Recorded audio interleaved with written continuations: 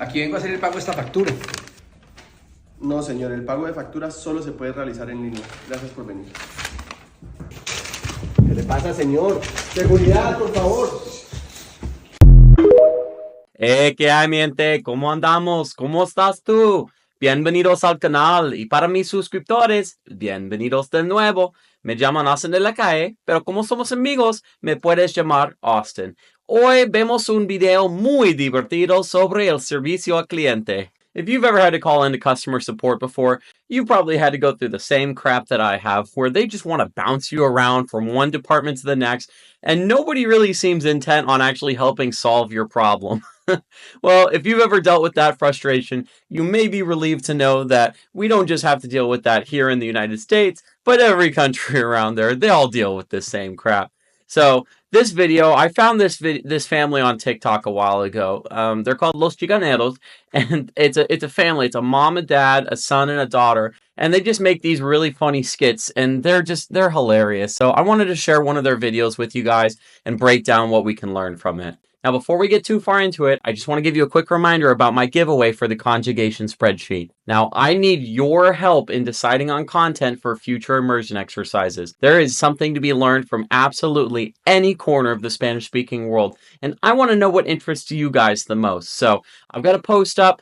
Go to that post and comment with a suggestion on what you want to see for future immersion exercises. And from there, just go ahead and like whatever comments you see that you think could be interesting. Obviously, make sure you like your own comment too, by the way. And once I have at least 25 suggestions, the top 5 that receive the most likes are going to have their suggestion featured in a future immersion exercise.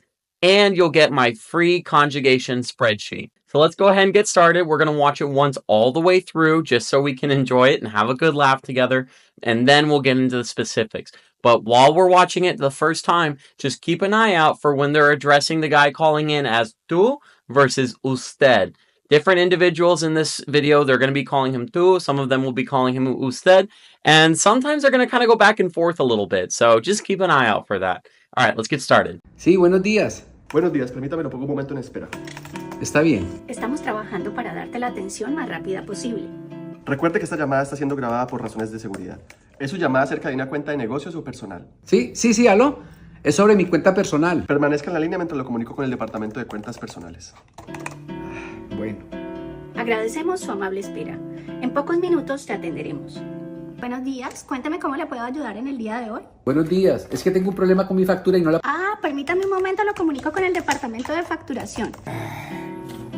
Recuerda que tu tiempo es lo más importante para nosotros. Buenos días, me comunicó mi compañera que está teniendo inconvenientes con su factura. Sí, es que no he podido realizar el pago de la factura a través... ¿Es con el pago? Permítame un momento, lo comunico con el departamento de pagos. No, espera. Ay, no. Nuestros clientes son nuestra prioridad. Trabajamos para ustedes. Buenos días, me comunican mis compañeros que está teniendo problema con el pago de su factura.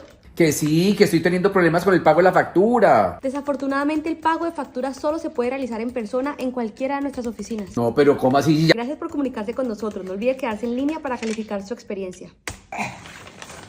Voy a ir a esta oficina y verá. Aquí vengo a hacer el pago de esta factura. No, señor, el pago de facturas solo se puede realizar en línea. Gracias por venir. ¿Qué le pasa, señor? Seguridad, por favor. Oh man, that poor guy. I gotta say, I would probably do something similar in his situation. I mean, what else can you really do? Like, what would you do, honestly? Well, let's go ahead and start it over, and we're just gonna break down bit by bit what we can learn from it. Sí, buenos días. Buenos días, permítame, lo pongo un momento en espera. Está bien. Estamos trabajando para darte la atención más rápida posible. Recuerde que esta llamada está siendo grabada por razones de seguridad. ¿Es su llamada acerca de una cuenta de negocios o personal? Sí, aló. Es sobre mi cuenta personal. Permanezca en la línea mientras lo comunico con el departamento de cuentas personales. Bueno. Agradecemos su amable espera. En pocos minutos te atenderemos. Okay, so here we've got agradecemos su amable espera and te atenderemos. So even though it's the same person, the same customer, this customer service support call, the hold music, the message there, they're talking about su and tú. So in the same sentence, they're addressing the same person, the same individual as both tú and usted. Now, this is something that is going to be a little bit tricky dealing with in the Spanish-speaking world. Sometimes Spanish speakers, sometimes they'll just kind of switch between addressing the same person as tú versus usted, depending on the situation. Sometimes they don't even realize that they're doing it. Sometimes they're just kind of tripping up in the moment. The rules behind tú and usted, they're kind of tricky sometimes, and sometimes we get a little bit confused between the two, and it's pretty easy to go between one and the other. But within the context of the call, it's the same thing. We know we're talking about the same person. Okay, let's continue. Buenos días, cuéntame cómo le puedo ayudar en el día de hoy. Okay, so something that's pretty interesting here is that le puedo ayudar. So the verb ayudar can be used both as a transitive verb where it uses direct objects and an intransitive verb where it uses indirect objects. This is something that honestly for me as a non-native speaker, I still don't feel like I've got a really clear answer on when I should be using le puedo ayudar and lo puedo ayudar. I think Profe Austin's probably going to want to do a video on this, a deeper dive at some point into transitive versus intransitive verbs. So definitely keep an eye out for that. But when it comes to the verb ayudar specifically, the difference between saying le and lo, or using an indirect or a direct object to refer to the individual that you're helping, as far as I can tell, everything that I found, it just shows that it's really just a matter of personal preference. Probably has to do more with the region that the speaker is from and how they generally tend to use that verb there. So this is something that I just want you guys to be aware of going forward, is the regional usages for vocabulary from native speakers. It varies a lot. I remember one time when I was in a restaurant years ago and I was talking to the waiter about Spanish. And he was telling me, he said something along the lines of, everybody's right and everybody's wrong. There's so much variation that somebody might say, no decimos eso, it's, esto. Which is totally fine. That's how they say it. That's how they say it. And they're sharing that with you as a non-native speaker.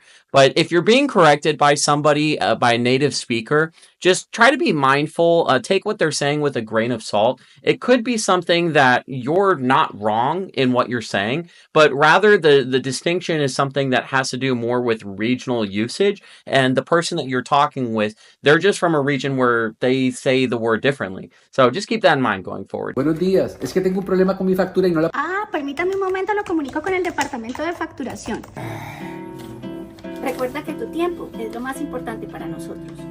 Buenos días, me comunicó mi compañera que está teniendo inconvenientes con su factura. Sí, es que no he podido realizar el pago de la factura a través... Ah, ¿es con el pago? Permítame un momento, lo comunico con el departamento de pagos. No, espera. Ay, no. Okay, so here we've got something pretty interesting. That verb, comunicar, it's actually used for two different things in this scenario. So, mi compañera me comunicó is my colleague informed me, but then it's also lo comunico con, or I'll patch you through to. So the same verb, comunicar, is being used for two different things that they're related, but they have different meanings. One thing that's really awesome about the Spanish language, in my opinion, is that its vocabulary is just, it's really efficient. A lot of words in Spanish have got several different meanings that after you learn that initial word and its main usage, you start to learn all the other different usages that come with that word. And you don't have to learn new vocabulary. You already know the word, but you're learning all these different ways that it replaces other vocabulary in English. So the vocabulary in Spanish, it can seem a little bit confusing sometimes because there's so much variety in its usage. It can be used for all sorts of different things. But once you start to learn those usages, you can really appreciate just how efficient the language is and how one word can mean so many different things without having to learn new vocab. All right, let's continue. Nuestros clientes son nuestra prioridad. Trabajamos para ustedes. Buenos días, me comunican mis compañeros que está teniendo problema con el pago de su factura.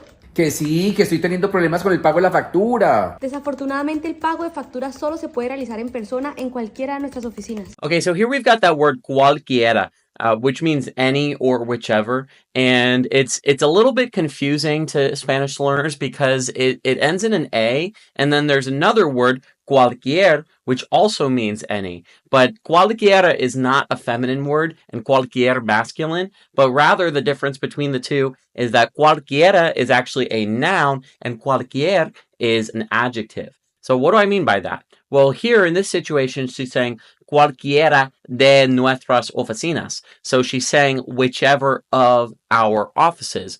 Or in the same situation, she could have said cualquier oficina. So the first example, when she's saying cualquiera, she's actually talking about a noun. Cualquiera is a noun. It means any. And cualquier, if she had said cualquier oficina, that would be describing a feminine noun using that adjective cualquier. So they both mean any, but in one case, cualquiera is a noun and cualquier is an adjective, which is going to describe another noun. Okay? No, pero ¿cómo así? Gracias por comunicarse con nosotros. No olvide quedarse en línea para calificar su experiencia.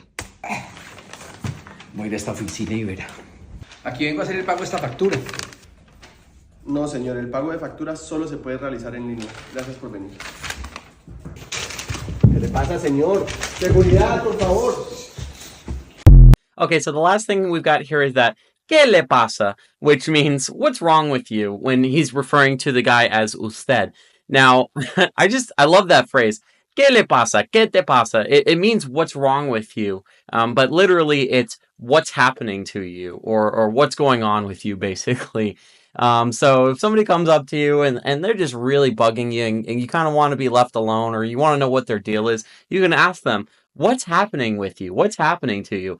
¿Qué te pasa? All right, guys. Well, that's everything I've got for you today. I hope you've enjoyed.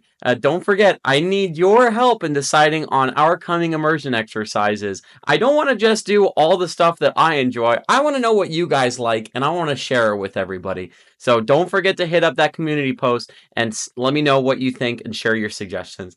All right. Hope to see you guys again soon. Thanks for tuning in. Hasta pronto.